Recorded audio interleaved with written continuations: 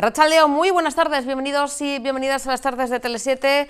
Hoy estamos ya miércoles 25 de marzo y vamos a contarles muchas cosas en este recorrido por la actualidad, con muchos temas, muchos frentes abiertos. Hoy ha habido pleno de control en el Congreso de los Diputados, diputadas, comparecencia del presidente Pedro Sánchez para dar cuenta de la situación, de la postura del Gobierno central en la crisis, en la guerra en Oriente Medio. Luego escucharemos a nuestros representantes en la Cámara Baja, tanto Euskal Herria Bildu como Partido Nacionalista Vasco. Le han puesto un poquito las pilas al señor Sánchez, pero antes, noticia, no tenemos imágenes, pero sí una nota que nos llega desde la Policía Nacional. Ha detenido a un varón como presunto autor de 2 delitos de abandono de menores no acompañados en Guipúzcoa. El padre de los menores abandonados meses atrás en Bilbao trabaja como profesor, además de biología, en su país de origen. Una vez detenido y tras informarle de los hechos que se le imputan, el presunto autor del delito de abandono fue puesto en libertad, haciéndose cargo, por supuesto, la Fiscalía de los... de los 2 menores. Como decimos, agentes de la Policía Nacional ha puesto en conocimiento y ha detenido a este varón, 2 delitos de abandono de menores no acompañados en Guipúzcoa. Es un nuevo caso, como decimos, de ese fraude que lo hemos comentado aquí en algunas ocasiones, abandono a menores no acompañados. Las pesquisas, como decimos, ha dado con esta persona se ha escrito como el tutor de estos menores extranjeros no acompañados como decimos, los menores, dijeron en un principio que en su momento, en un primer momento se encontraban en un centro de acogida de Vizcaya que luego se desplazaron a Guipúzcoa. También manifestaron que Marruecos dependían económicamente de su padre, quien es profesor de biología en la Universidad de Marruecos, por lo que no carecen de medios, por lo que vinieron aquí, en este caso, como decimos, en un intento de fraude por venir con la idea de esa búsqueda del apoyo institucional. Como decimos, se han implicado Policía Nacional, resto de instituciones en la acogida y tutela de estas menores, pero como decimos, ha sido puesto en libertad y ha hecho cargo de los menores porque hay todavía la investigación que está abierta. Vamos con imágenes de la Korrika. Representantes del gobierno vasco han participado en ese recorrido, esos kilómetros, además en Donostia. El tiempo, no ha acompañado mucho, sí que es verdad que no era el mejor día con esa lluvia y frío, pero estamos viendo algunos de los representantes del Ejecutivo vasco haciendo sus kilómetros en la Korrika, como vemos, frente al Ayuntamiento donostiarra. Y Bengoechea, la responsable, la responsable de Cultura y Política Lingüística del Gobierno vasco, Bingen Zupiria, Consejo de Seguridad, Nerea Melgosa, consejera de Bienestar, veíamos también a Mikel Jauregui, consejero de Industria, Amaia Barredo también estaba, consejera de Agricultura y Pesca. A su paso, como decimos, por la capital, por Donosti, esta misma mañana, en esa suma de kilómetros. Así que el Ejecutivo vasco también ha puesto su granito de arena.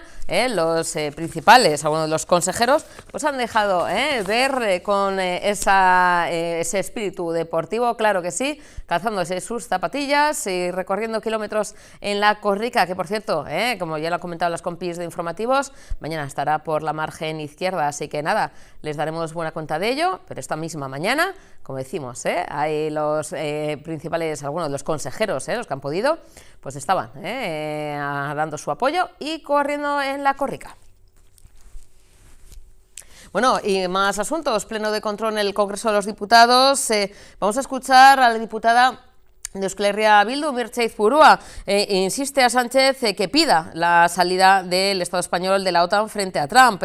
Ha pedido eso esta misma mañana el Congreso de los Diputados, que plantee a la Unión Europea su salida de la OTAN. Ha lanzado ese claro no a la guerra, ha señalado en su intervención que hace ya 40 años dijeron no a la OTAN y también no a la guerra de Irak en 2003, al genocidio israelí en Gaza en 2023 y que ahora vuelven desde Euskal Herria Herria Bildu, a decir no a la guerra contra Irán y Líbano. Se ha evidenciado, dice Azpurua, con el paso del tiempo que no ha servido para nada más que para generar tensiones, conflictos y guerras en el mundo, y es una alianza bélica, la OTAN, que está subyugada a las órdenes e intereses económicos de Estados Unidos. Ha recalcado la portavoz abertzale, así que vamos a escucharla en ese no a la guerra y lanzando ese mensaje a, al gobierno de Pedro Sánchez.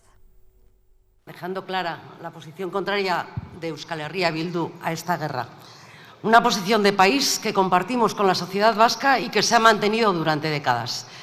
Euskal Herria dice rotundamente no a la guerra porque dice sí a la paz, a la diplomacia, al derecho internacional, a la soberanía de los pueblos y a la defensa de los derechos y libertades de la ciudadanía. Esta es la convicción de nuestro país. Una postura que no es nueva y que la sociedad vasca ha mostrado en todos los momentos históricos decisivos. Porque, señorías, Euskal Herria dijo no a la OTAN hace ya 40 años, dijo no a la guerra de Irak en 2003, dijo no al genocidio israelí en Gaza en 2023 y volvemos a decir no a la guerra contra Irán y Líbano ahora, en 2026. Y lo hacemos porque compartimos valores y principios firmes en favor de la negociación y los acuerdos diplomáticos en el marco del derecho internacional como única fórmula para lograr estabilidad en el mundo y solucionar los conflictos. Miren, desde que hace exactamente 40 años vascos y vascas rechazáramos la entrada en la OTAN, el paso del tiempo ha demostrado que la OTAN no ha servido para nada más que para generar tensiones, conflictos y guerras en el mundo. Una alianza bélica ofensiva a las órdenes de Estados Unidos, subyugada a sus intereses, que en nombre de una falsa libertad ha generado una sucesión de conflictos, guerras e intervenciones, siempre con el único objetivo de satisfacer los intereses económicos, energéticos y geopolíticos de Estados Unidos. Lo estamos viendo estos días con el secretario general Mark Rutte, no solo justificando la guerra ilegal en Irán y Líbano, sino abogando por la entrada de los Estados europeos y la OTAN en esta guerra. Una posición irresponsable y temeraria que pretende escalar la guerra hasta escenarios de guerra abierta también en Europa, todo para satisfacer los intereses y necesidades de Trump y Netanyahu. Una posición similar a la que vemos en la Comisión Europea y en su presidenta von der Leyen, rechazando directamente el derecho internacional y un mundo basado en reglas para abrir la era de un mundo sumido en el caos y basado en la ley del más fuerte.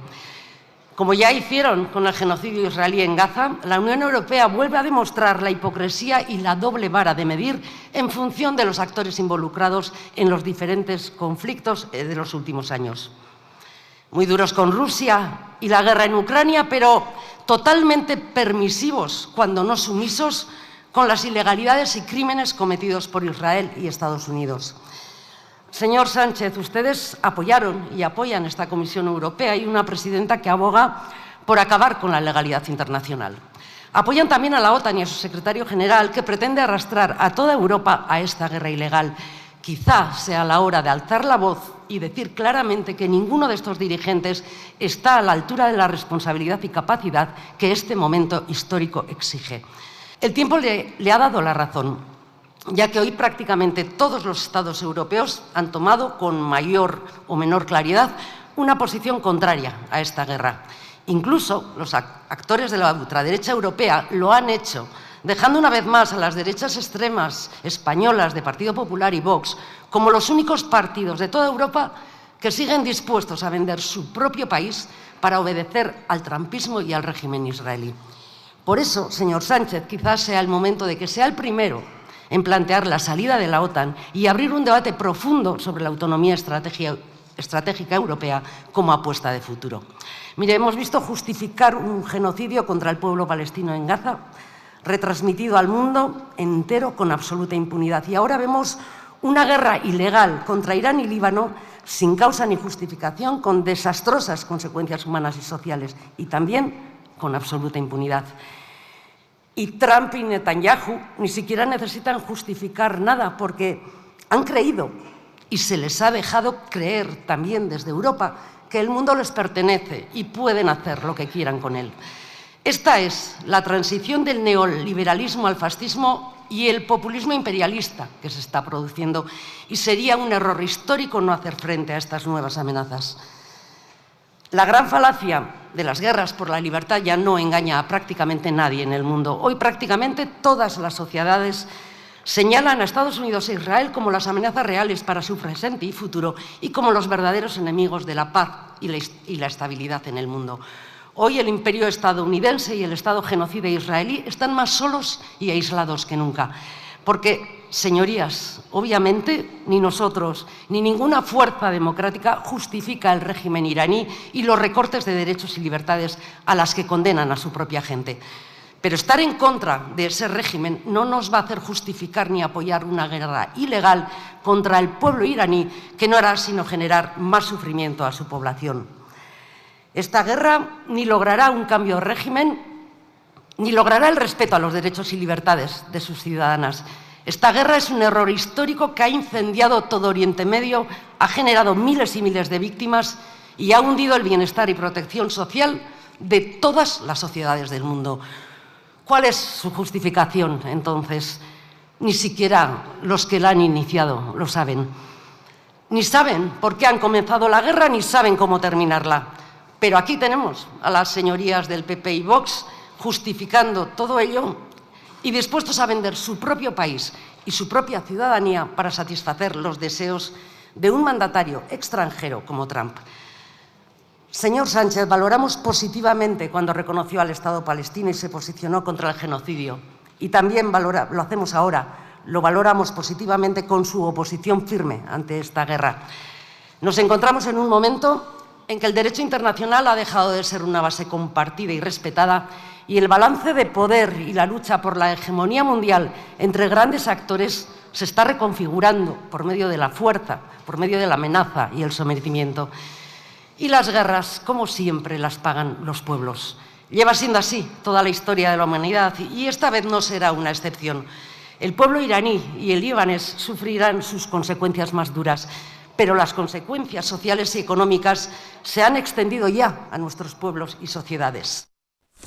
Bueno, pues seguimos en el Congreso de los Diputados, también intervención de la portavoz del Grupo Jeltzale, del Partido Socialista Vasco, Maribel Vaquero. En este caso, bueno, pues ha hablado, ¿no?, de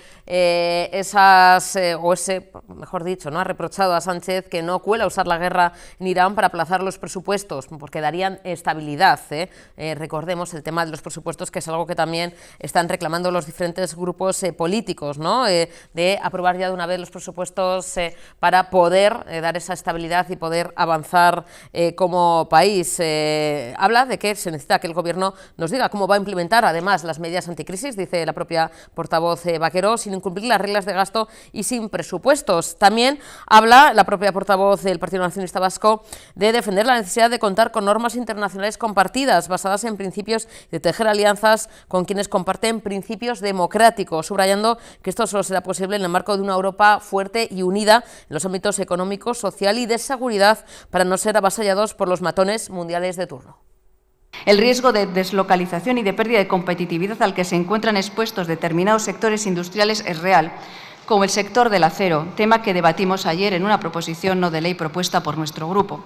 La industria del acero constituye uno de los pilares estratégicos para el funcionamiento de sectores como la construcción, automoción, energía, defensa e infraestructuras, y está sufriendo con los aranceles de Trump y ahora la guerra de Irán. Por ello, le instamos a su Gobierno a que defienda esta industria en Europa, así como a otros sectores imprescindibles a los que los costes asociados de producción, sobre todo los energéticos, están impactando duramente en su supervivencia. Porque usted dirá que la energía eléctrica en España es barata, y es verdad si hablamos del precio mayorista, que hoy es de los más bajos de Europa gracias al peso de las renovables, pero no es así en el coste final que paga la industria, porque al precio real, presidente, se le suman los impuestos, los peajes, los cargos que disparan su factura y la convierten en una de las más elevadas del continente. Si hay un ejemplo claro de cómo el contexto está golpeando a nuestra industria, ese es el de Tubos Reunidos, que sufre el encarecimiento energético derivado de la inestabilidad en Oriente, un mercado distorsionado por aranceles y desvíos de producción que afectan de lleno a su principal producto exportador. Una combinación que está estrangulando su competitividad en un momento crítico y por eso le pedimos algo tan razonable como la reestructuración de su deuda con SEPI. Y por todo ello es necesario abordarlo desde una respuesta unitaria y coordinada, tomando las medidas necesarias y con mayor premura debido a las repercusiones inmediatas en los precios de la energía. Algunas de estas medidas están incorporadas en el decreto ley que mañana se someta a convalidación, aunque no todas, y otras se atrasan en el tiempo. Me refiero al mecanismo que permite a la industria aprovechar los enchufes libres de la red para que puedan conectarse más empresas. Presidente, ¿tiene sentido posponer una medida tan necesaria para la actividad industrial y para mejorar el uso de la red? ¿A qué se debe ese retraso? Coincidimos con las conclusiones del Consejo Europeo, que subraya la necesidad de reducir las dependencias estratégicas y reforzar el peso geopolítico y comercial de Europa. Los aranceles impuestos por Trump han tenido efectos directos en muchas empresas en las que el mercado es Estados Unidos, pero también ha generado efectos de rebote, ya que estos mismos aranceles han hecho que, por ejemplo, empresas chinas que antes exportaban a Estados Unidos lo hagan ahora a otros lugares, desplazando a empresas vascas y del Estado de esos mercados ya consolidados por no poder competir en precio con esas empresas chinas, por los costes de energía y de producción. Por lo tanto, las medidas que se tomen ahora y en el futuro deberán tener en cuenta también esos efectos en cadena, protegiendo a esos sectores con medidas concretas. Y tan importante como las medidas a adoptar es dotarse de instrumentos acordados que posibiliten su aplicación. Presidente, para financiar las medidas adoptadas en el decreto ley relativo a la crisis originada por la guerra de Irán, ha anunciado un gasto de 5.000 millones de euros. Teniendo en cuenta el crecimiento que le permiten las reglas de gasto, es aproximadamente de un 3,5%, y teniendo en cuenta también que la deuda del Estado es alta y que además cuenta con un déficit que tendrá que reducir progresivamente, ¿cómo plantea llevar a cabo las medidas adoptadas y las que, en caso de que este conflicto perdure en el tiempo, se tenga que tomar más adelante? ¿Cuál es el margen que tenemos o que tienen de gasto? Presidente, ¿ha solicitado una suspensión de las reglas en el Consejo Europeo de la semana pasada? ¿Ha solicitado al menos que algunos conceptos no computen en la regla de gasto? ¿Qué postura defienden los gobiernos de Estado europeos ante estas reglas? Si bien tiene margen para invertir en defensa, porque así lo ha acordado en Europa, necesitamos que el Gobierno nos diga cómo va a implementar las medidas anticrisis sin incumplir las reglas y sin presupuestos. Porque no cuela la excusa que ha utilizado para decir que ahora no toca presentar los presupuestos por la guerra de Irán. Todo lo contrario, tenerlos hubiera supuesto una mayor estabilidad para hacer frente a lo que se nos viene. Esa es una de las fortalezas que tenemos en Euskadi. El Gobierno vasco en Euskadi sí tiene presupuestos y un Gobierno de coalición con una mayoría parlamentaria para llevarlas a cabo. Por otro lado, este año finaliza el plazo para finalizar las inversiones de los fondos europeos de recuperación y resiliencia. Por cierto, en el Consejo Europeo se ha planteado la posibilidad de destinar fondos para hacer frente a la crisis. Tal vez ahora no toque, pero si el conflicto bélico continúa, si dura mucho en el tiempo, no sé si están haciendo algún planteamiento en este sentido. No sabemos cuánto va a durar el conflicto, eso lo tenemos muy claro, ni cómo se van a desarrollar las repercusiones, además de las pérdidas de vidas, de infraestructuras en los territorios donde se están desarrollando. Esta guerra, como otras, acaban con efectos en cascadas a los que tendremos que hacer frente. El viernes aprobaron los decretos ley, uno de ellos para paliar los efectos de la crisis. En general, las medidas que se adoptaron son acordes con lo que desde nuestro grupo hemos propuesto. No está todo e incluso, como he dicho antes, hay algún aspecto que entendemos que hay que corregir. Pero mañana ya hablaremos con mayor profundidad sobre ello en el debate de convalidación, que ya le adelanto que contará con nuestro voto favorable.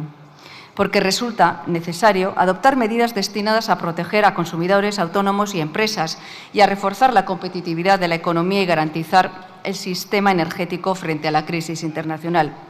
Nuestro grupo le plantea un total de 31 medidas que, dependiendo de la evolución del conflicto, pudieran ser ampliadas. Medidas fiscales y de reducción del coste de la energía, medidas para proteger a las familias, sobre carburantes, de apoyo a las pymes, autónomos y primer sector, de intervención en el mercado eléctrico, medidas, como he dicho antes, para defender los intereses de la industria y especialmente la siderúrgica, de aceleración de inversiones en redes y energías renovables y medidas para administraciones públicas, porque, como ya le he advertido antes, si no cambian las reglas de gasto, no se va a poder gastar más sin incumplirlas y sin tener que recortar después. Y, entre otras, es necesario habilitar la utilización del superávit del 2025 a entidades locales y comunidades autónomas para que éstas puedan financiar actuaciones que mitiguen el impacto económico y social en sus territorios. Presidente, nos preocupa mucho la situación geopolítica y geoeconómica, sus consecuencias y acertar con las medidas que se tengan que tomar, entre las que se encuentra también la necesidad de contar con presupuestos aprobados. Sabemos que tiene que conseguir una mayoría entre los diferentes grupos, no solo la de los socios de Gobierno, también tiene que negociar con aquellos que votamos su investidura. Esta es su responsabilidad, presidente. Y sin perjuicio de esto, también queremos poner de manifiesto que usted ha hecho bien en no jugarse las medidas anticrisis, incorporando en el decreto ley medidas que podrían no tener una mayoría suficiente y que estas medidas tan necesarias pudieran quedar sin convalidación. Nos parece muy responsable lo que ha hecho.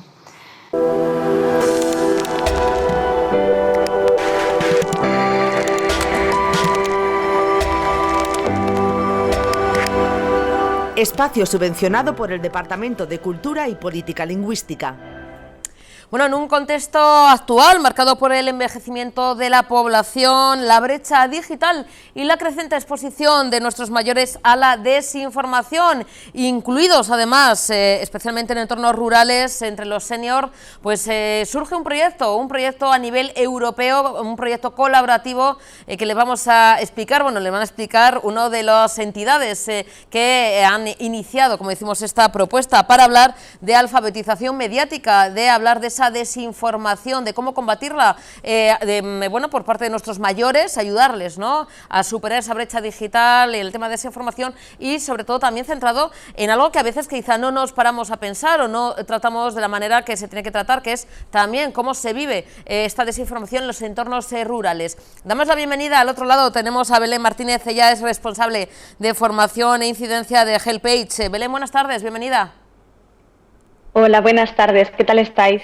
Belén, gracias por atendernos, un auténtico placer entrar en directo en Agur Fakes, porque hablamos aquí en la sección de Tele7, Belén, y otras ocasiones hemos también contactado con compañeros, compañeras, ¿no?, de la entidad, hablando de esa brecha digital, de avanzar en la alfabetización mediática, cómo podemos combatir esa desinformación, esas fake, y en este caso centrado en un proyecto muy interesante, Belén, porque nos centramos en los mayores, las personas mayores y en entornos rurales, que yo creo que es tanto los mayores, los grandes olvidados en este tema de la desinformación, a veces del tema de la tecnología, pero más incluso, si cabe, el tema de los entornos rurales, ¿no, Belén? Efectivamente, lo que nos hemos dado cuenta es que todo lo que hay en cuanto a recursos, sobre todo recursos pedagógicos, está muy centrado en capitales de provincia o en centros más grandes, con lo cual la población rural, que es la que se encuentra más profundamente envejecida, se encuentra generalmente aislada o fuera de estos proyectos, con lo cual no les suelen llegar recursos. Entonces, con este proyecto, que lo vamos a hacer con otras entidades, tanto de España como fuera de España, lo que queremos es llegar a esos entornos rurales para que puedan tener acceso a estos recursos de una forma lúdica, divertida, en el cual no sea algo terrorífico al acercarte a esta información, sino que sea algo accesible y que sea algo claro para todas las edades. Claro, Belén, estamos hablando del proyecto europeo POP, P-O-P, es así, ¿no?, como se llama, que surge, ¿no?, de esa colaboración, esa iniciativa colaborativa europea. Esos objetivos principales, avanzar en la eliminación de la brecha digital, pero también combatir esa desinformación, que aquí siempre lo tratamos en Agur Fakes. Belén, es una tarea bastante ardua, porque todos los días, gente de todas las edades, que esto no entiende de edades, estamos, ¿no?, expuestos a esa desinformación, a esas fakes, a esos bulos, a esos timos, a esas estafas. En concreto, ¿cuál es la labor y cuáles a veces las dificultades que encontráis también en el trabajo, en concreto con el sector o el colectivo de personas mayores? Pues mira, estamos ahora mismo haciendo unos talleres y lo que nos encontramos muchas veces es que la gente se queda, cuando habla de personas mayores, hablando únicamente de brecha digital, pero ya no es únicamente el acceso o no a un teléfono, sino es ir un poco más allá, esas competencias, el explicar, por ejemplo, que incluso una persona que te quiere muchísimo, como puede ser un familiar, te puede mandar desde la preocupación un bulo, una noticia falsa, sobre todo cuando son alarmistas, muchas veces pueden llegar a ser noticias falsas y una persona te la reenvía con toda la mejor intención del mundo, pero es una noticia falsa. Entonces, lo que estamos intentando es esa parte de desvinculación emocional o enseñarles el componente emocional que muchas noticias nos intentan traer, o dotarles de herramientas de cómo buscar una buena fuente, qué fuentes a lo mejor son las más fiables, cuáles, o que todos hemos caído en bulos, nosotras incluidas, nadie está libre, como tú decías, es algo que nos afecta a todas las generaciones y a todas las edades, y que también es eso, está segmentado. Entonces, ¿qué estafas o timos les van a poder llegar más a ellos? Pues en cuestiones de dependencia, de ayuda a domicilio, de si tienen hijos o no tienen hijos, el típico de mamá me he cambiado de móvil, agrégame a este. Y luego lo que le hacen es robarle los datos. Entonces intentamos explicar las estrategias que pueden usar en este grupo segmentado por edad, que a lo mejor no se dedican tantas personas a trabajar con ellos, pero nosotras lo que hemos descubierto es que cuando hemos trabajado con personas mayores lo acogen súper bien el taller y les gusta bastante. Y ahora le queremos dar este toque un poco más rural porque vemos que ahí todavía no estamos pudiendo llegar como nos gustaría. Claro, es que cuando hablamos de entornos rurales, Belén, a todo lo que contamos, como decimos, que nadie está exento, ¿no?, ni libre de caer, ¿no?, en esas fakes, en esos bulos, ¿no?, porque cada vez además están mejor, vamos a decir, mejor desarrollados, se utiliza la inteligencia artificial, se utilizan imágenes, es decir, o sea, cada vez, como yo digo, ¿no?, como nosotros decimos, ¿no?, los malos se lo curran más a la hora de intentar estafarnos en todos los sentidos, tanto una información falsa, una desinformación, con vídeos manipulados, pero que parecen reales. Al final, a veces es complicado y aquí intentamos un poquito pues, dar también esa educación, ¿no?, mediática a gente de todas edades. Pero volviendo al tema de los mayores y en el tema del entorno, los entornos rurales, Belén se suma el tema quizá de cierto, no sé si decir, aislamiento, el tema de esas estafas que comentábamos, quizá tiene menos acceso a, bueno, pues al tema de hacer algún trámite administrativo, igual lo tienen que hacer, ¿no?, vía online, ¿no?, que es muy cómodo, al final, yo qué sé, coger una cita médica o hacer alguna gestión bancaria. Claro, en un entorno rural donde quizá el banco, la caja de ahorros más próxima esté a no sé cuántos kilómetros, para ellos y para ellas es una comodidad muy importante el poder hacerlo online, ¿no? Pero claro, ¿cómo gestionar esas herramientas? Que no haya esas estafas, porque incluso los bancos denuncian cómo suplantan su identidad y cómo poder hacer esas gestiones de manera segura, claro. Claro, es eso, y no únicamente eso, sino también dotarles de confianza, porque cuando estamos escuchando en los medios todo el rato hay estafas, hay timos, se crea una sensación de inseguridad por parte también de las personas mayores como consumidores bastante fuerte. Y nosotros lo que queremos es esa cuestión de dotarles de herramientas como fíjate bien en la URL, o si tienes alguna duda antes llama a tu gestor del banco, o muchas veces se puede pedir cita telefónica, pues entonces pide cita telefónica del médico, y si no, siempre consulta. Que también hay veces que nos da mucho miedo preguntar o todo ello, y hay veces que no es fácil preguntar a una persona, a un familiar, porque, como digo yo, cuanto más confianza, hay veces que es peor. Entonces, lo que intentamos es dotarles de herramientas a ellos y al entorno, porque también la parte del proyecto va a ser formar a parte de administraciones públicas, de ayuntamientos que estén allí y que puedan, dentro de un recurso cercano, ser de apoyo a estas personas mayores. Entonces, lo que intentamos crear es como todo un ecosistema en el cual que se trabaje frente a esta desinformación y en favor de una sociedad libre de timos y sobre todo en la cual ellos se sientan seguros en el entorno digital y en el entorno offline. Totalmente de acuerdo. Belén, el desarrollo del proyecto, porque como estáis haciendo ya actividades, has comentado algunas de las herramientas, fíjate, parece algo como de perogrullo, muy sencillo, pero que es clave, ¿no? Fijarse en la URL. Si hay alguna duda, alguna sospecha, oye, llamar telefónicamente al gestor, al propio banco. Es decir, parece que es algo sencillo, pero que es importante saber y dar esta información. Belén, ¿cómo va a ser el proceso? El proyecto ya está en marcha, actividades, talleres, encuentros. ¿Cómo son un poquito las iniciativas que vais a desarrollar a medio o largo plazo? Pues mira, a corto plazo lo que vamos a hacer es una detección de necesidades. Entonces vamos a lanzar una encuesta para que la gente pueda ir contestándola y pueda estar atenta de lo que va pasando y nosotros saber exactamente en qué forma les está afectando la desinformación a estas personas del entorno rural. Luego vamos a crear una serie de materiales didácticos y la idea es que sean a través de gamificaciones, de juego, de un trivial, de un bingo, de algo así, para que sea pues más divertido poder hacer estos talleres y luego nos vamos a desplazar por último a la parte de los territorios para ir mostrando todos estos materiales y ir acercándolos. siempre hacemos tanto con personas mayores como con formadores que trabajan con personas mayores y con personal que siempre está a su alrededor. Porque lo importante es no únicamente concienciar a esas personas mayores, sino también a otras personas que puedan seguir haciendo los talleres, porque nosotras ojalá tener la capacidad de ir a todas partes, pero de momento es imposible. Entonces también nos interesa mucho la gente del territorio poder formarla para que ellos, como personas de primera mano, puedan seguir dotando de herramientas a otras personas que se puedan encontrar en esta situación. Trabajando en red, colaborando con también, ¿no?, instituciones, ayuntamientos, como comentabas, Belén. ¿Habéis detectado, no sé si tenéis esa hoja de ruta de lugares, zonas a las que primero actuar, ¿no? Hablamos de entornos rurales, pero claro, el Estado es muy amplio y tiene esas zonas también de principal o, vamos a decir, prioritarias en cuanto a la actuación. No sé si tenéis delimitado por dónde empezar, alguna de esas zonas, y si vais a venir también por la zona norte, por aquí, por nuestro territorio.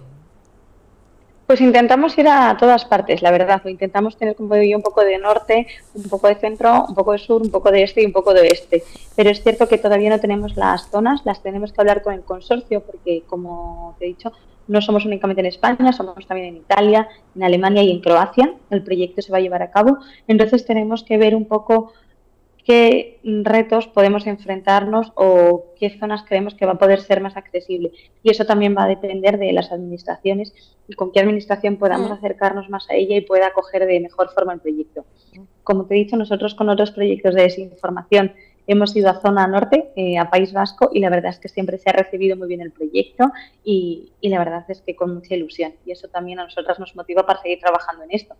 Es un proyecto, el proyecto Europeo Pop, como comentábamos, Belén, bastante también pionero, ¿no? Es algo que no se suele dar, hablando de acercamiento, ¿no?, de lo digital, el tema de la desinformación, alfabetización mediática en entornos rurales y mayores. Esto, no sé, a nivel europeo, si existe algo similar, hablamos además de una colaboración importante de diferentes entidades, con lo cual hasta ahora poco había o nada, ¿no?, en este sentido. Poquito. De hecho, estamos ahora implementando un proyecto y me pillas a punto de irme a hacer una formación sobre un proyecto que se llama Level Up, que también hacemos con la Fundación Maldita y lo hacemos con la Universidad Complutense y lo hacemos en República Checa y en Bulgaria. Pero sí que no tiene el componente rural. Y haciendo este proyecto de desinformación y que tiene un componente de gamificación, nos dimos cuenta de la necesidad de este segundo proyecto que presentamos, que tiene el componente rural. Pero es cierto que en este tipo de proyectos somos de los pocos, o no decirte de las únicas entidades que presentamos proyectos de personas mayores.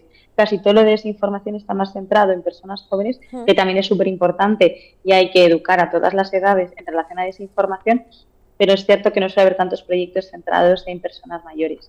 Y nosotras, junto con Maldita, hemos hecho como una alianza para seguir trabajando en estas cuestiones de desinformación y personas mayores. Pues contáis con nosotros, Belén, estaremos encantados en Agurfeix, en Tele7, de seguir hablando de estos proyectos y demás.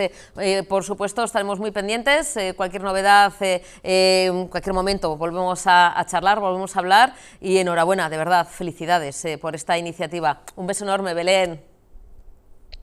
Encantada y muchísimas gracias, de verdad. Un besín, chao.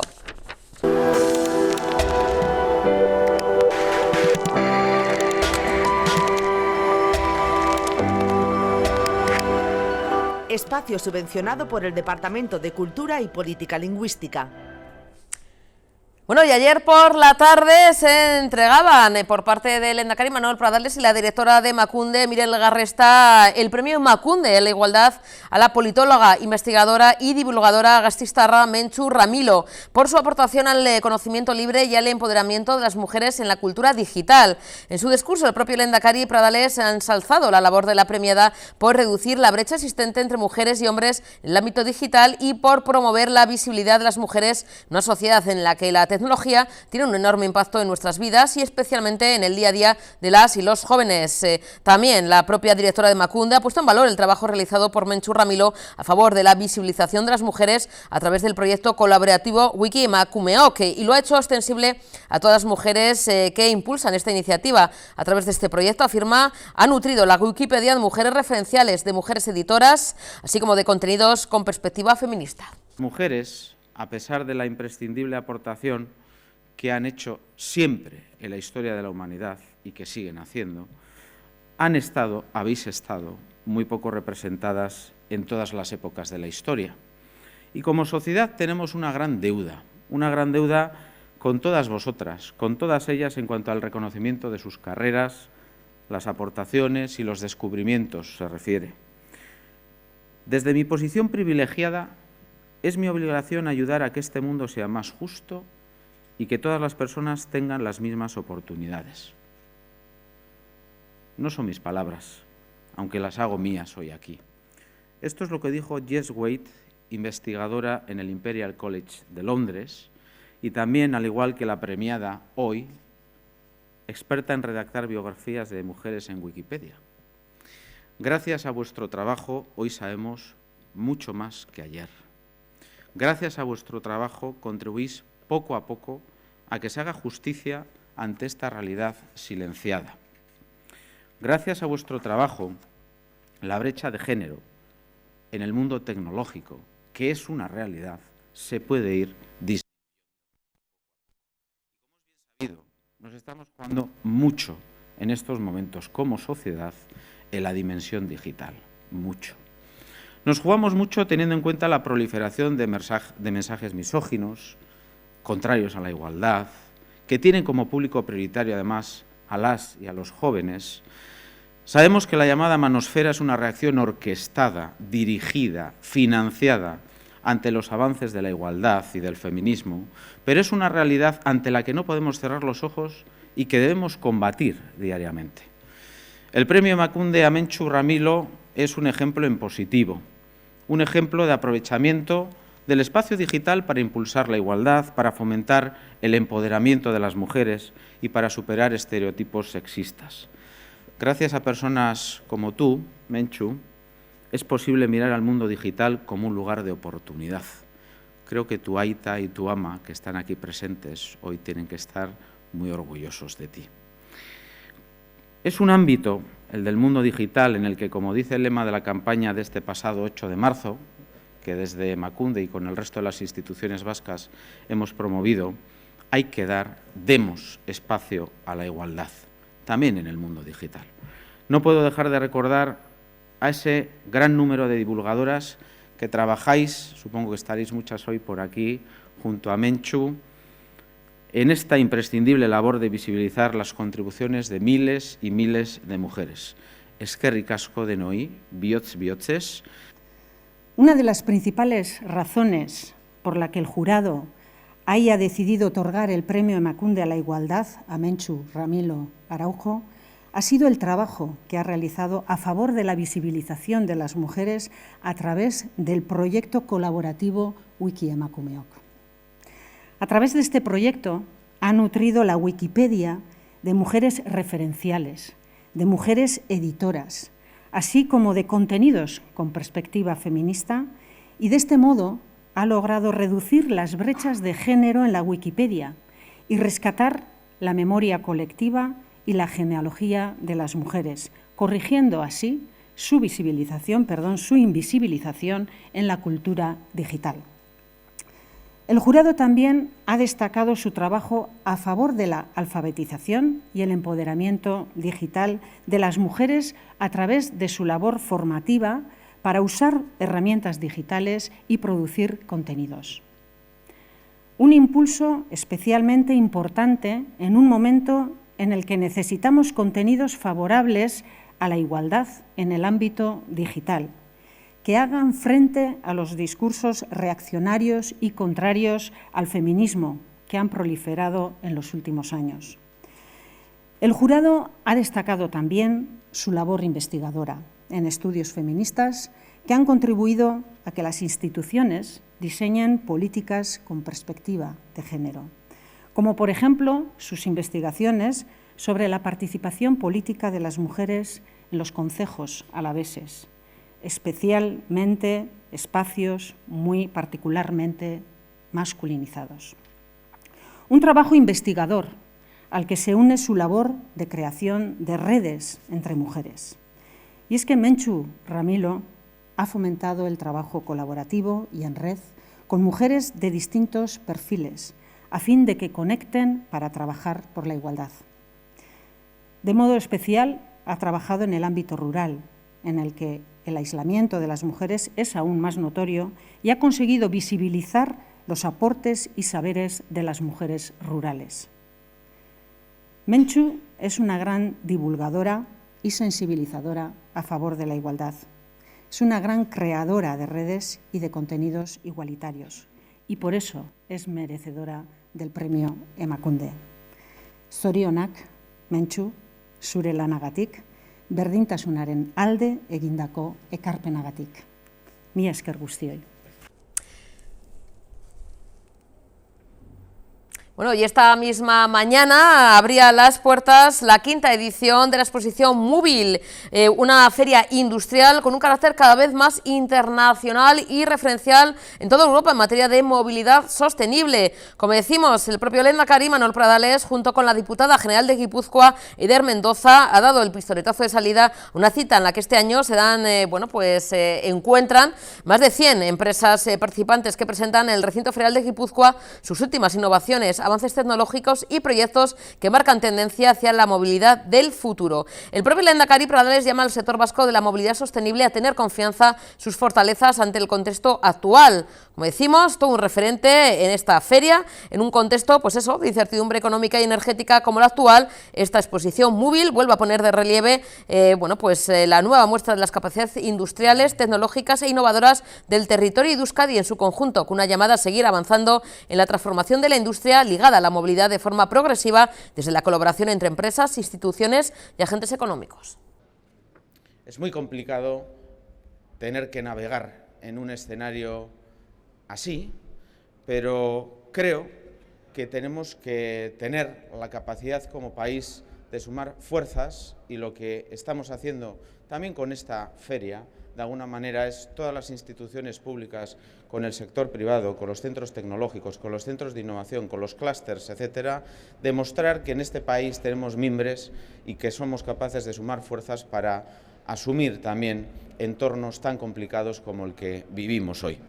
Este contexto geopolítico y estos vaivenes creo que nos tienen que hacer trabajar de manera conjunta aún más de lo que hemos hecho hasta la fecha para responder positivamente a esta situación. Por eso hoy quiero trasladar un mensaje de confianza y lo hago con convencimiento. Primero porque, lo decía en euskera, en este país tenemos fortalezas y capacidades en el ámbito de la movilidad y de la movilidad sostenible, porque tenemos empresas de referencia, porque tenemos centros tecnológicos de referencia, porque hay apuestas público-privadas como Móvil que están marcando el paso no solo en Euskadi, sino en el conjunto de Europa. Y porque además creo que hay que aprovechar algunas decisiones que se están tomando en Europa que nos vienen bien como país para dar un salto cualitativo. Me refiero básicamente, y por ejemplo, a algo que el 4 de marzo la propia Comisión Europea aprobó, que es la Ley de Aceleración Industrial, que esperamos estará aprobada a finales de este año 2026, en donde básicamente se establecen una serie de condiciones para la reindustrialización en Europa que nos afectan como vascos y como vascas, que son muy interesantes. Primero, simplificación administrativa y desburocratización. Esto es muy relevante para correr, agilidad. Segundo, protección del mercado europeo frente a terceros, y esto es importante para proteger el Made in Europe y el Made in Basque Country, es decir, el producto realizado aquí, con tecnología de aquí. Y tercero, porque se le da un protagonismo especial a aquellos territorios que tengan un ecosistema industrial y tecnológico diferencial, singular, que apoye la industrialización europea. Y ahí Euskadi está bien posicionada. La Ley de Aceleración Industrial Europea plantea que se creen áreas de aceleración industrial. Y queremos que Euskadi sea una de esas áreas de aceleración industrial. Esa es la aspiración que como país tenemos para poner en valor todas las capacidades que tenemos en este país y que se ven hoy en esta feria en el ámbito de la movilidad sostenible. Y creo que ahí es donde tenemos que dar la pelea, creo que ahí es donde tenemos que ser valientes, tener ambición y trabajar todos conjuntamente. En estos momentos están mirándonos también a nosotros desde Europa. El pasado año poníamos en marcha, por ejemplo, en el ámbito de la movilidad y de la automoción, un programa Renove para promover la compra y la renovación de vehículos de menos emisiones.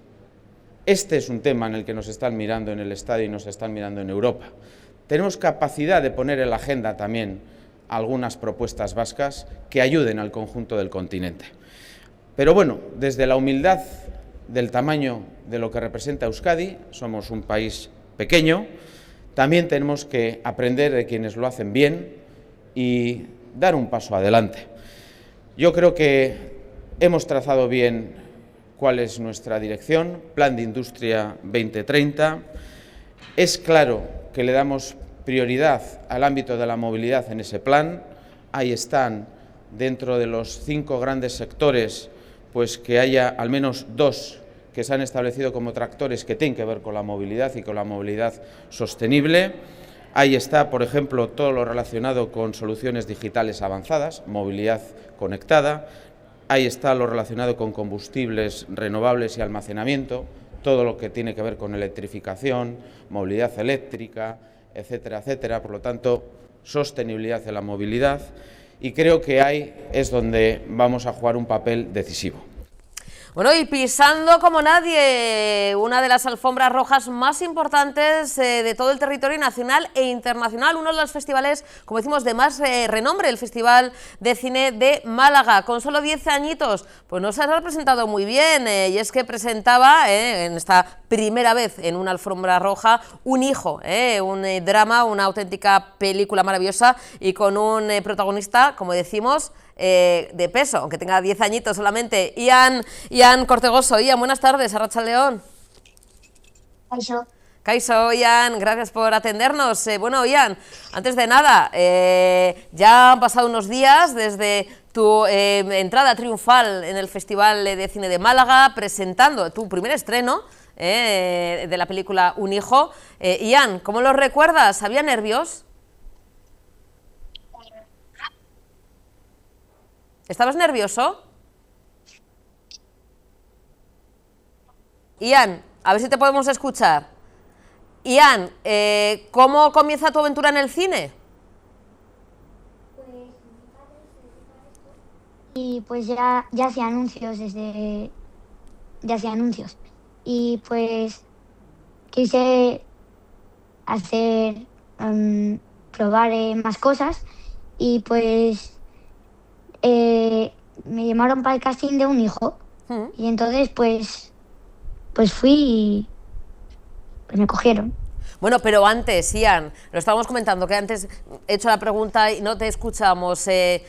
Comienza un poquito antes de Un hijo, de la peli, ¿no?, estrenada en el Festi de Málaga, sí, con un vídeo grabado en plena pandemia, con 8 añitos, ¿no, Ian, que tenías, si no me equivoco, para la Leti? Eso fue esa primera incursión antes de la peli, ¿no? Sí, fue antes de la peli, pero no me acuerdo mucho porque era muy pequeño. Ah, vale, claro. 7 años, creo. Ah, 7 añitos. O menos. Ese talento que viene, como decimos, viene de serie, como comentas, Ian, tu aita también está vinculada al sector audiovisual, pero tú te la has tenido que ganar. Hiciste el casting para Un hijo, para esta peli, te cogieron, y luego fue un rodaje intenso, Ian, porque has tenido que compaginar el rodaje, el cine, con los estudios, porque una promesa que hiciste a tus aitas creo que es que no ibas a dejar de estudiar y que vas a sacar buenas notas. Sí, es lo que hago, o sea, yo estudio e intento sacar buenas notas y las saco. Oye, pero ¿cómo lo consigues? Porque claro, el rodaje fueron un montón de días entre Bilbao y Sevilla, el rodaje de Un hijo. ¿Fue complicado? ¿Te podías estudiar entre descansos? ¿Cómo recuerdas esos días, Ian? Pues sí, normalmente tenía una coach que se llama Olach, pues que me ayudaba a aprenderme el papel de la peli, y pues me ayudaba a aprenderme las cosas, que sea más fácil. Claro, ya bueno, y también con el tema del cole, intentando ahí estudiar, hacer la película, y luego también con los estudios. Ian, un hijo es un drama, ¿no? Es una peli dramática. Tú eres, bueno, pues uno de los protagonistas. ¿Te vistes bien? O sea, el tema de hacer tu primera película, un drama, ¿quién te ayudó un poquito? ¿Cómo preparaste un poco el personaje, Ian? ¿Te ayudó Aita? Me ayudó Aita y sobre todo Lax. Ajá. Porque antes de la peli, pues quedábamos en sitios para ir aprendiendo. O sea, por ejemplo, me dice, ahora tienes que estar enfadado, ahora triste. Pues yo lo hago. Y así poco a poco. Cosas así. Porque, Ian, ¿tú que eres más de drama o más de comedia? Tú mejor, ¿no? No sé, o también te gustan los dramas, en cuanto a las pelis, digo, ¿eh? Las dos. Las dos, bueno, pues claro que sí. Oye, Ian, ¿con quién trabajaste en Un hijo, en la peli? Con actores muy conocidos, ¿no? Sí, Macarena García, Hugo Silva, Adelfa Calvo, Chema del Barco. Oye, ¿y cómo son? ¿Cómo es trabajar con ellos? ¿Te ayudaron? Claro, dicho así, un muy chiqui, muy jovencito, fíjate, con 10 años, Ian, pues bueno, con estos grandes actores y actrices. No sé, ¿cómo fue el trabajo con ellos y con ellas? Es muy divertido y es guay porque te ayudan, como saben ya del mundo del cine, pues te ayudan un poco a meterte en el papel también. Ah, te dan algún consejillo, ¿no, Ian? Quizá, ¿no? Algún consejo. Oye, ¿tú te imaginabas, claro, porque tu padre sí está metido en el mundo audiovisual, has hecho, como decimos, ¿no? Algún vídeo, ¿no? Cuando eras muy chiquitín, pero claro, ahora ya, ¿no? Un poquito más mayorcete, la grabación de Un hijo, luego el estreno en el Festival de Málaga. ¿Tú te imaginabas que, por ejemplo, un rodaje como hiciste de Un hijo iba a ser así? ¿Tú te imaginabas que dentro del cine iba a ser así? No, yo me esperaba que iba a tener papeles más pequeños, igual figurante, no se sabe, pero me ha llegado la oportunidad de ser protagonista.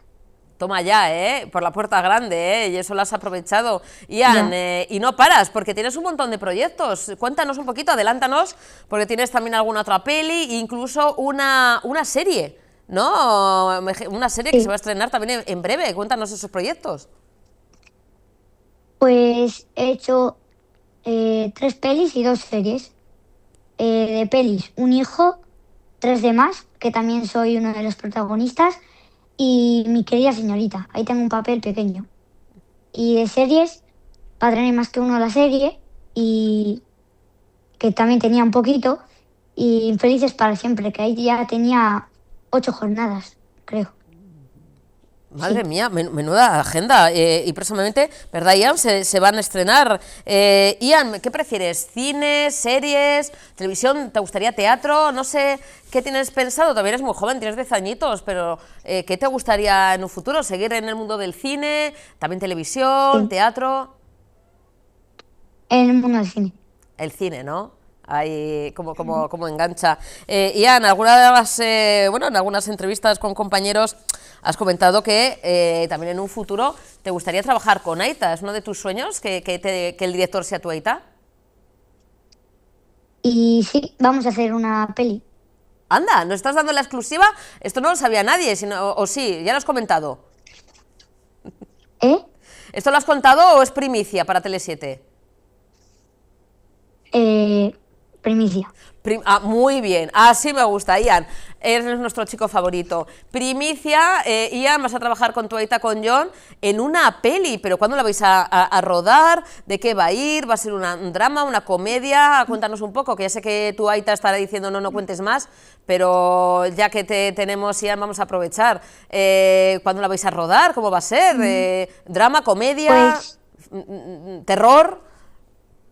La vamos a rodar dentro de poco. Ajá. Y es drama.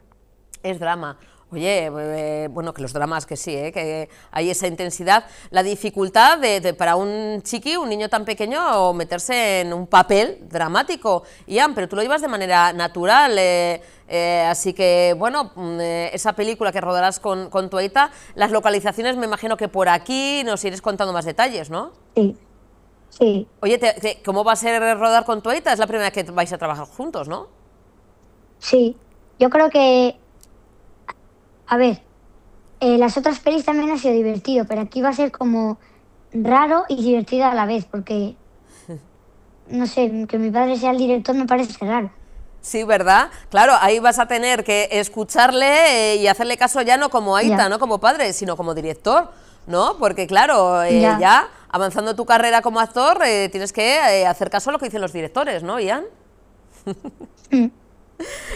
Ian, pues con 10 añitos y con mucha trayectoria por delante, con esa peli con aita que bueno, estamos deseando que se ruede y que nos lo contéis aquí todos los detalles, que va a ser magnífica, y nada, seguir pisando festivales. Ian, de esos primeros nervios al Festival de Málaga, ahora ya me imagino que ya más relajado, ¿no? Sí.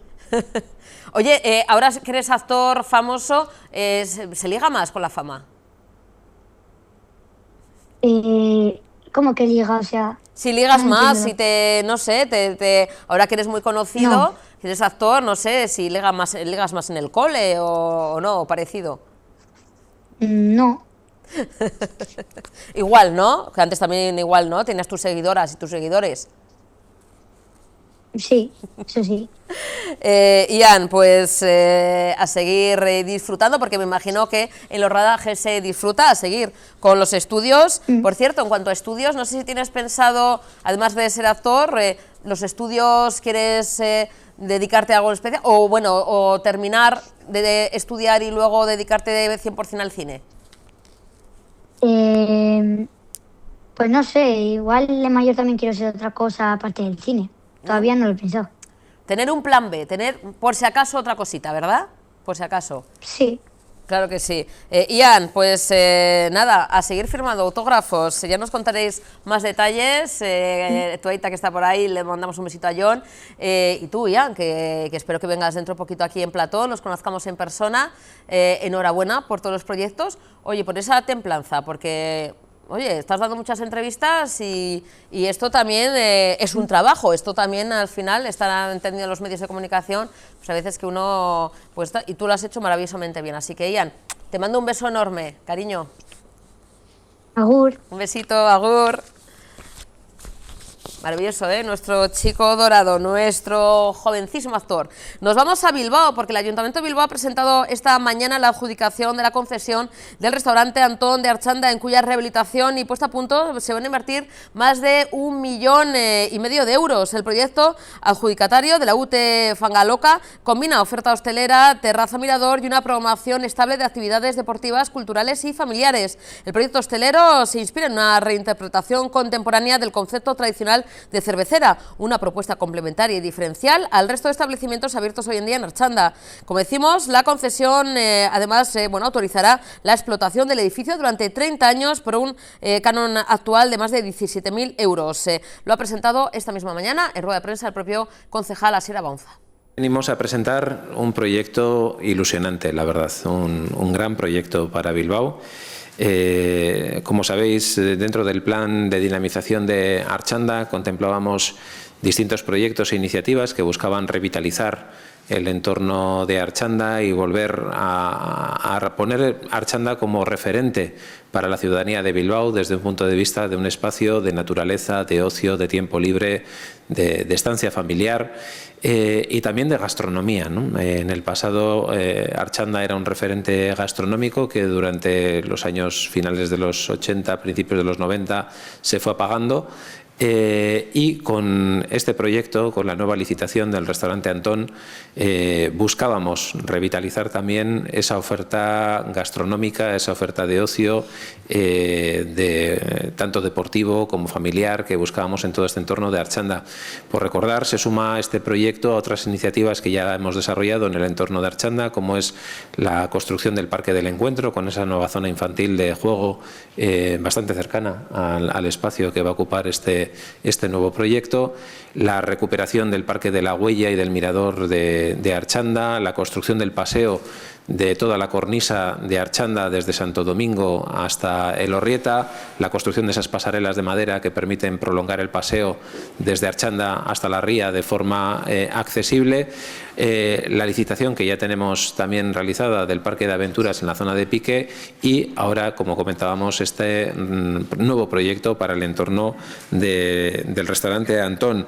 El Ayuntamiento ya abordó en un primer momento los derribos de aquellos anejos que se habían realizado durante los años 60 y 70 en la edificación, que, bueno, contrastado con el sector, se nos había trasladado que restaba potencial a la parcela del restaurante Antón y que podía facilitar el nuevo proyecto el que derribáramos esos anejos.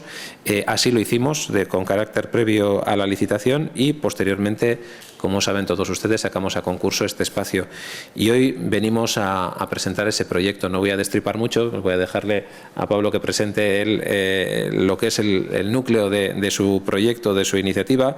Sí destacar que en las condiciones de este concurso se establecía un canon mínimo anual, que el primer año sería de 17.300 euros masiva y que luego se iría actualizando en función del IVA.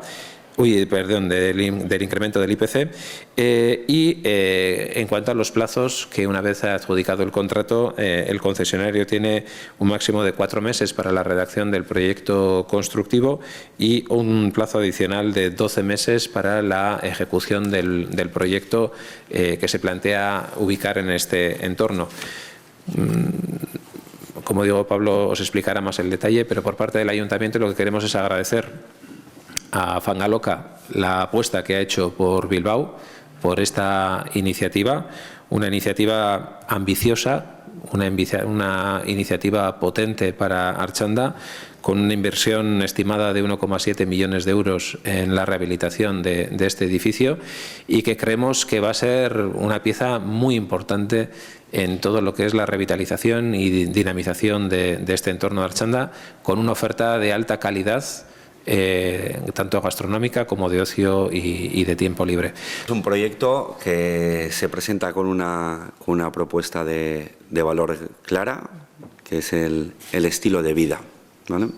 Es una propuesta transversal entre lo que es la gastronomía, el ocio, el deporte y la cultura.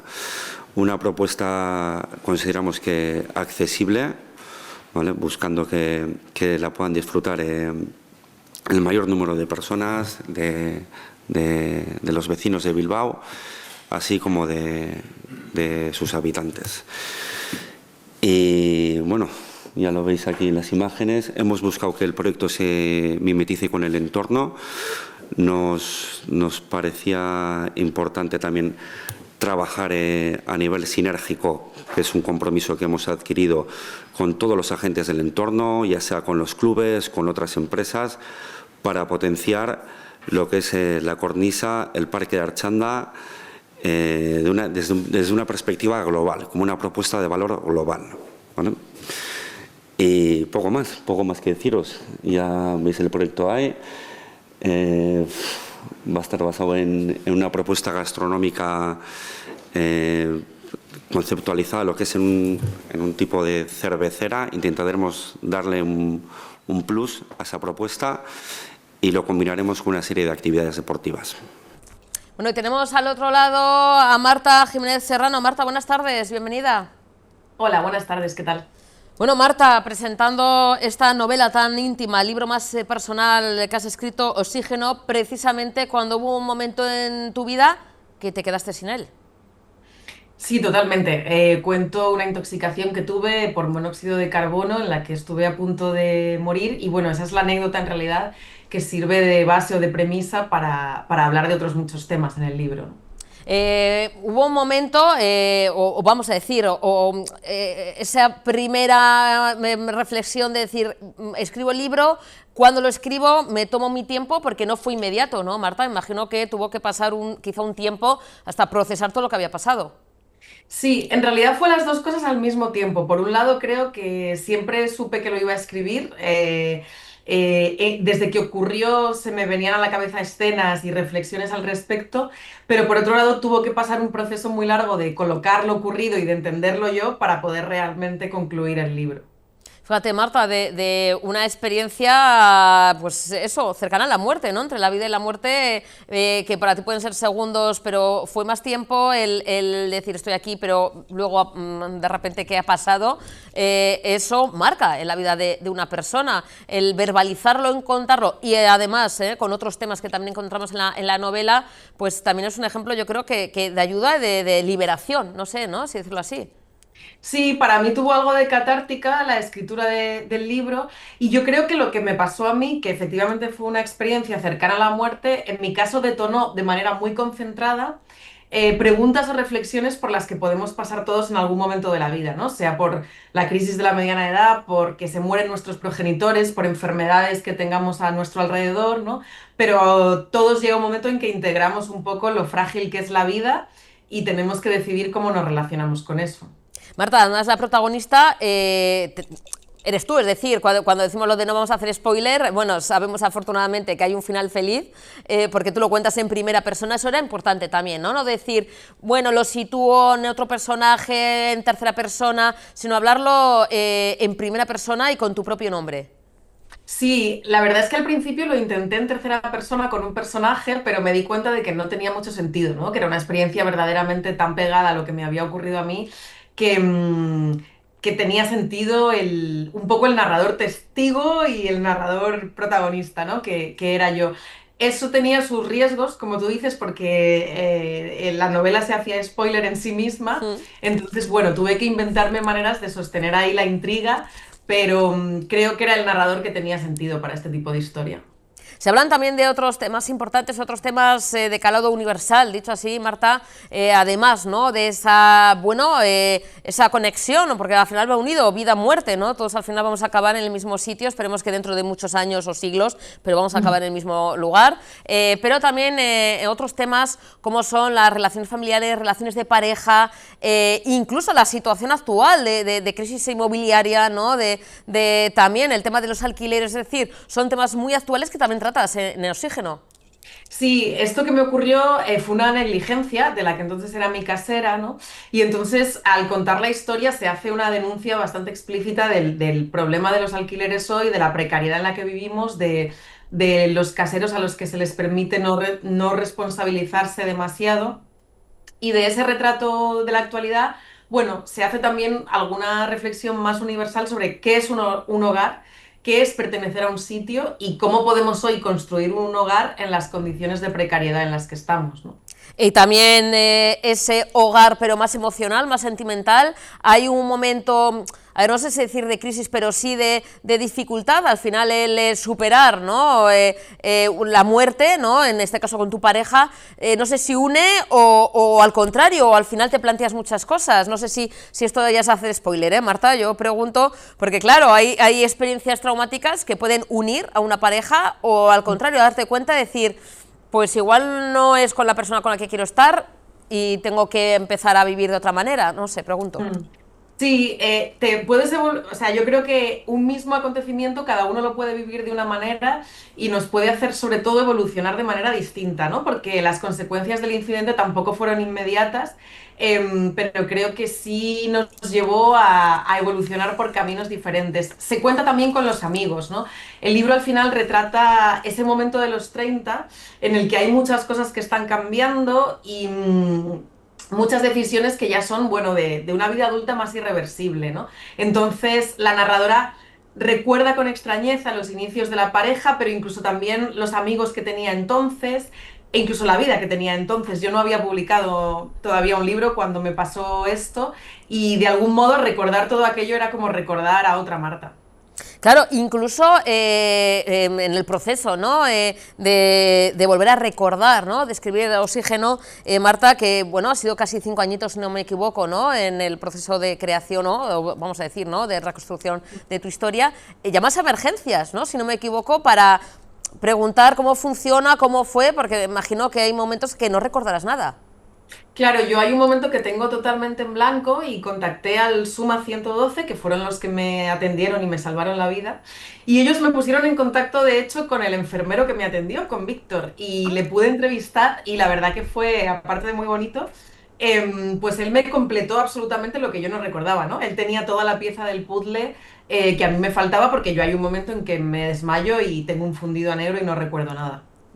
Oxígeno podemos decir que es una novela que ahí es, bueno, esa catarsis, esa reinvención, esa nueva oportunidad en la vida, Marta, que también puede ayudar a muchas personas, ¿no? Porque al final hablamos de ese suceso en concreto que te pasó a ti, pero hay muchas personas que también les ha faltado el oxígeno en otros momentos o en otras situaciones de la vida, por otros motivos, y también ven cómo hay que salir hacia adelante, ¿no?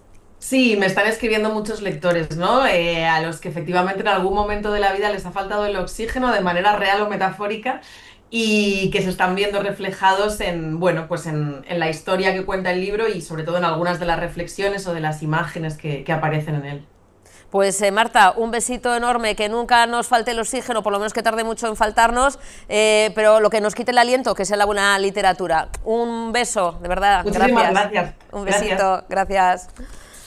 Continuamos en las tardes de Tele7 y nos vamos de preestreno. Nos ponemos nuestras mejores galas y mañana, jueves, tenemos una cita a partir de las 7 menos cuarto en los cines Bayonti, con entrada libre hasta completar el aforo para disfrutar del Vegetariano. Sí, cortometraje donde, además de actuar nuestros maravillosos actores y actrices, ahora os comentaremos pues el guión. Pues otro de los maravillosos amigos del programa, José Manuel Aparicio. José María, buenas tardes, Arratsaldeón. José Manuel. Hola, José Manuel. Buenas tardes, Susana, ¿cómo estás? Arratsaldeón. José Manuel, guionista del Vegetariano. José Manuel, yo no sabía no sabíamos también de otra de tus facetas, además de Rubrik, de la editorial, también haciendo guiones. Bueno, yo siempre me he desenvuelto especialmente en el ámbito de la literatura y principalmente en la novela histórica. Pero también me he desempeñado en el ámbito del relato y últimamente pues he dado este pequeño salto al mundo del cine a través de este cortometraje titulado El Vegetariano, que fue en origen un relato y luego se convirtió en un guión. O sea que primero empezó sobre el papel, ¿no?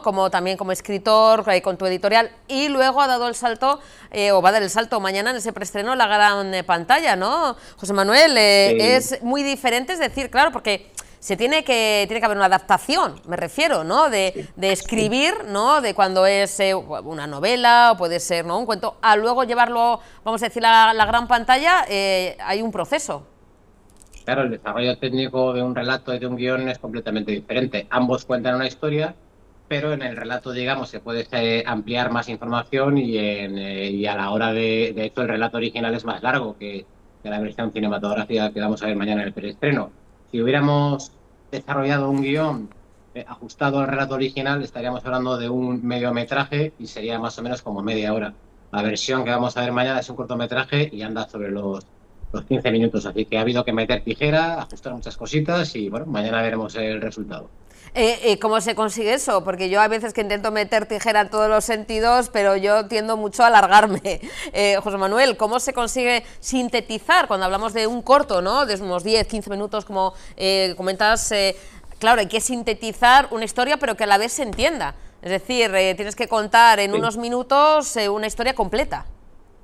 Sí, pues con mucha paciencia y sobre todo con mucha delicadeza para escoger aquellos aspectos de la narración que son los que sí o sí tienen que llegar al espectador, ¿no? Es un ejercicio arriesgado porque es meter la podadora y siempre asumes el riesgo de cortar una parte del árbol de la película que no deberías, pero bueno, creemos el equipo y yo que se ha hecho un buen trabajo y como he dicho antes, en cualquier caso, mañana después de haber hecho el montaje Luis Moyano, que es el director, pues mañana veremos el resultado de todos esos ajustes que hemos venido haciendo durante los últimos meses. Bueno, El Vegetariano, ¿qué cuenta esta historia? Estamos viendo el cartel, mañana preestreno en los cines Bayonti, a las 7 menos cuarto, entrada libre hasta completar el aforo. José Manuel, ¿de qué nos habla El Vegetariano? ¿Y quién por supuesto, participan en el corto, porque incluso sales tú también, ¿no, José Manuel?